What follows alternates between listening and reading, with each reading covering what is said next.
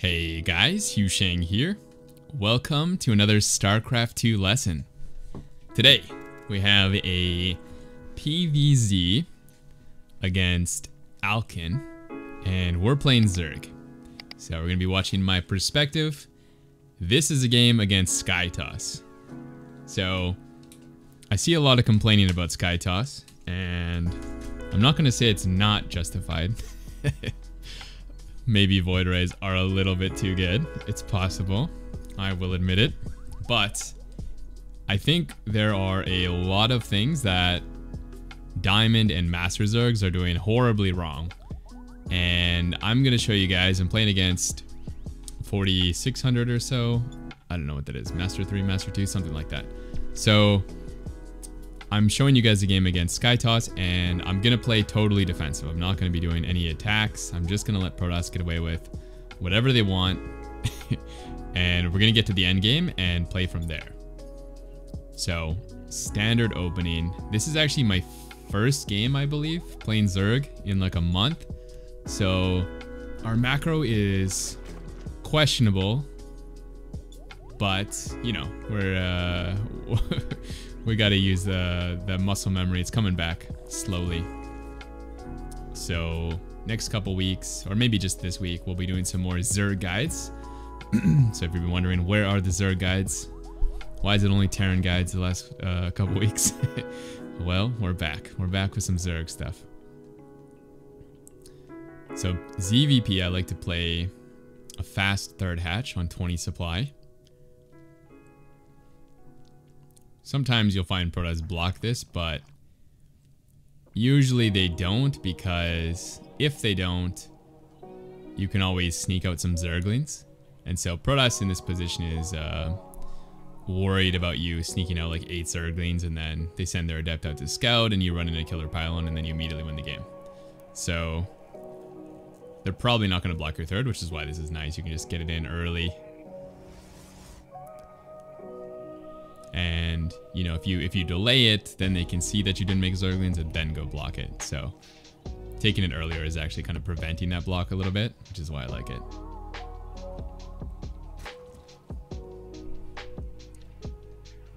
So I'm going to send this Overlord in. You don't have to sack this Overlord, but I find it the easiest way to play this matchup. Just sack the Overlord. I mean, most of the time it doesn't even die because Protoss doesn't make a Stalker, so you get to keep it alive. But we, you know, we're okay with losing that, so we send it in. We see the Stargate. Now I know that I need to make Spores at about 3:30 or so. We just got done with the group practice, and one of the students was making a gas geysers way too quickly. And it's really important that you don't get gas pretty much at all against Stargate builds, because everything you want is mineral focused. So at least for quite a while, we don't need to mine gas. Maybe like 1 gas, right? But not a lot at all. I got supply blocked at 40. The rust is showing. So instead of taking that gas, we're going to be making drones, obviously, but then also spore crawlers and queens are both mineral heavy units as well. So there's really nothing we need gas for, like the layer, I guess, eventually one in Evo, but that's not that expensive. Okay, this is an important scout. So we see that he's expanded at 4 minutes, and this is critical. This is a critical time. It tells us whether Protoss is doing aggression or not.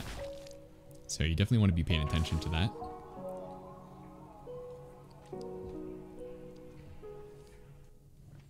As you can see here, we're just getting our layer in Evo at like 4:30. And we've just taken our second gas. So if you're taking your gases a lot faster than this, you're really hurting your economy more than you realize.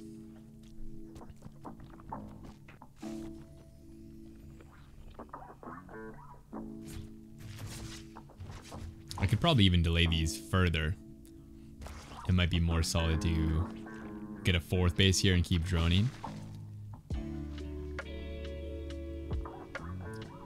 So the game plan here was to play extremely passive. So I'm gonna try and do that. I usually like to play aggressive, so I'm not super experienced in these end games against Protoss, but obviously I play Protoss myself as my main, so I understand what Zerg needs to do, but I don't have a lot of experience actually doing it.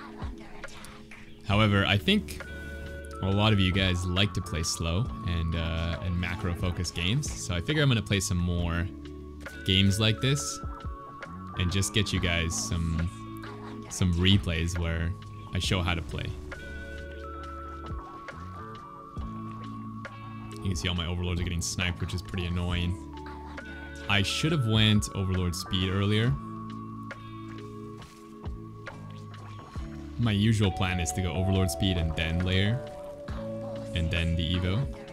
But first game back, so not exactly perfect, but you can get that overlord speed faster, and then you can run your overlords away.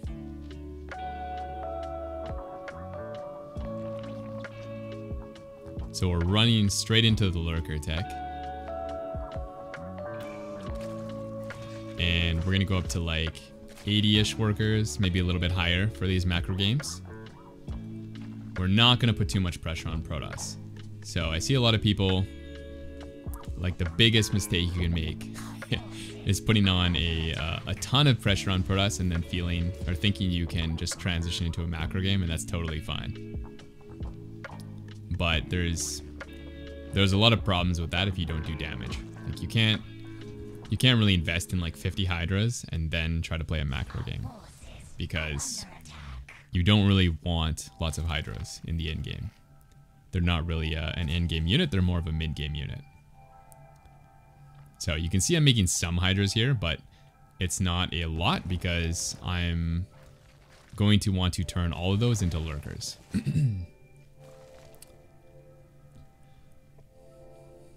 Okay, we're doing a Ling Scout here. It's a little bit late, but I'm checking to see if Protoss is taking their gas, because if they don't take their gas, I need to be pretty worried about some all-ins.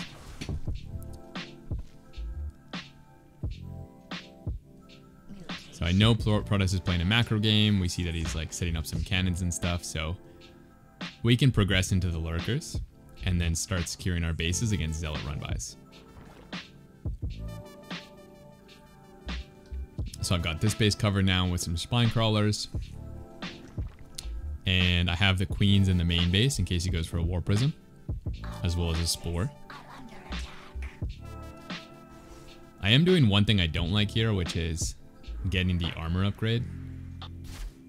I've been playing a lot of really heavy like Hydra lurker builds, and I think it's actually good with that style, but since I'm playing this very passive lurker style, then there's no real reason to get the armor.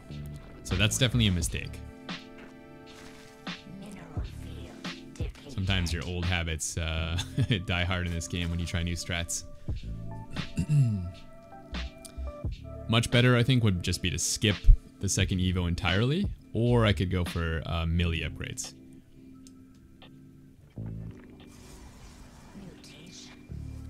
Now, I make a second lurker den here. That was supposed to be an infestation pit, so I'm going to be really annoyed about that later in this game. But sometimes that happens. So we got our lurkers on the way, and the best thing you can combo with lurkers is a lot of zerglings, because the lurkers cost so much gas. And so if you can make a lot of zerglings at the same time, you have a lot of potential for counterattacks and pressuring your opponent. So that's the plan right now. Tons of lings, which is why the melee upgrades would have been a lot better. So lots of lings, lots of lurkers, a lot of static defense. I really haven't done anything to Protoss. Like, we haven't done any attacks. We're just letting Protoss get away with whatever they want. We just don't care. If this was like a super high GM game, then I would need a lot more info here to really take advantage of whether Protoss is being too safe or too greedy. But I think anywhere below GM, you don't really need to care too much. So what I could do here is like check the main base and see when Protoss goes into the carrier transition. And then that way I can know whether to attack here with the lurkers or whether to go into corruptors really quickly. So we're playing very middle of the road right now, which we would definitely get punished a little bit harder against some strong GMs.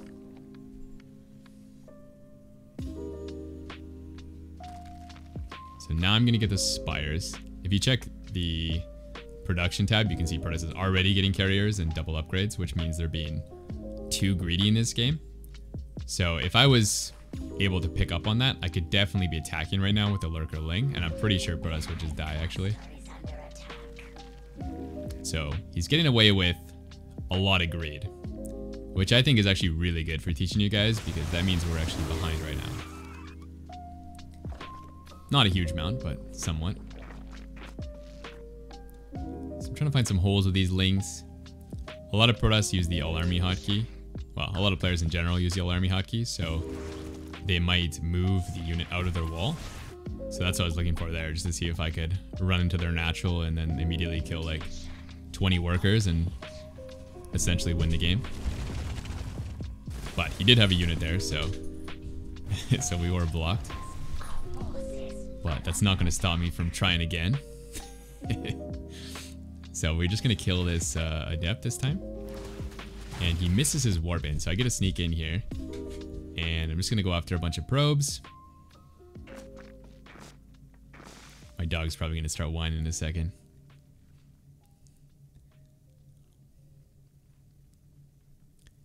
So I killed a bunch of probes. I think I killed like 15, 20 probes there, which was pretty nice. And you can see my army is like literally only lurkers. Like I don't have hydras, which is the #1 mistake people are making, is trying to make hydras and play defensive. You can't. Actually, I saw, who was I watching? Was it Golden? Yeah, it was Golden. Golden was playing super defensive with like Hydra Lurker, and it just doesn't work against good players. Like, you can't really, you know, play Hydras and go in late game. If you want to play Hydra Lurker, you got to be aggressive.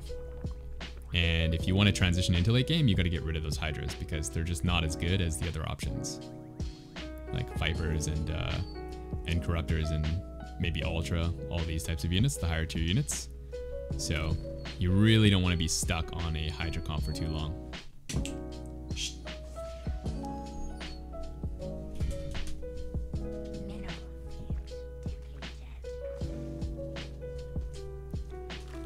Now he's playing really passive, and I was starting to get a little bored.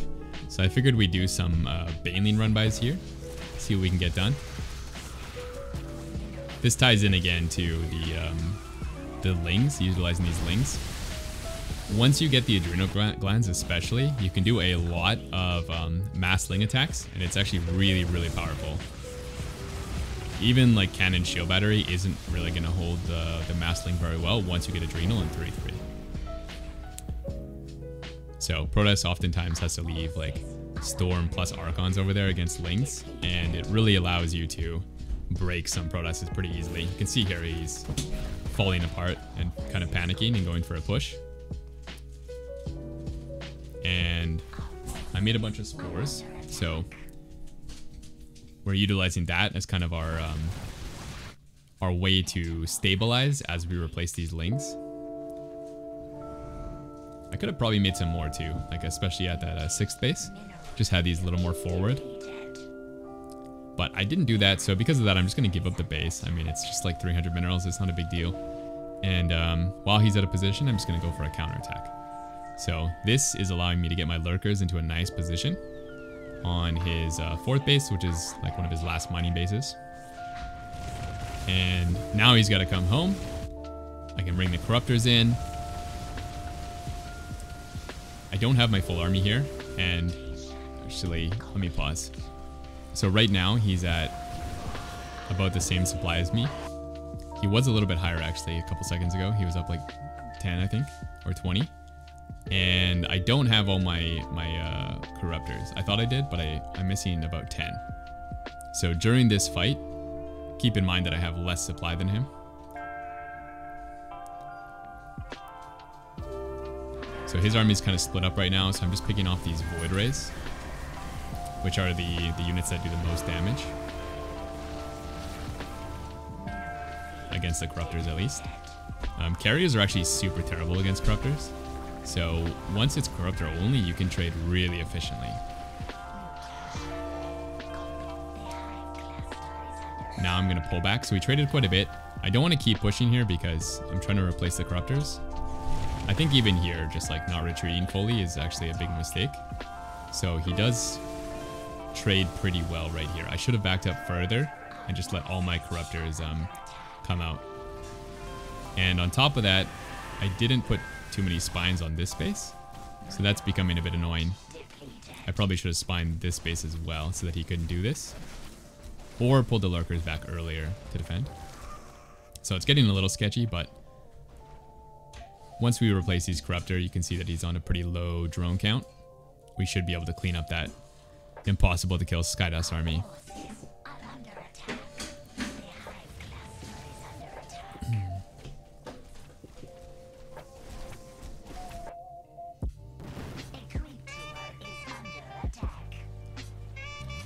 So we're just consolidating a couple of his carrier here out of position. So we're going to snipe these. You can see corruptors are actually insane against carriers. Really the unit that you're scared of is the Void Ray. And if Protoss makes too many Void Rays, then you can make Vipers. And Vipers really are a pretty crazy hard counter to Void Rays. But if it's just carrier, you can see we're just like massacring these carriers. And carriers are very expensive, so you can lose like 3 corruptors per carrier and you're still trading pretty well. So yeah, Skytoss, not that good. It's so weak. You guys can all beat it. You can make tons of mistakes like this, but the important thing is that you just don't make too many Hydralisks and you stick to higher tier units. That's really going to make a huge difference. Alright, thanks for watching. I'll see you guys in the next one. Peace.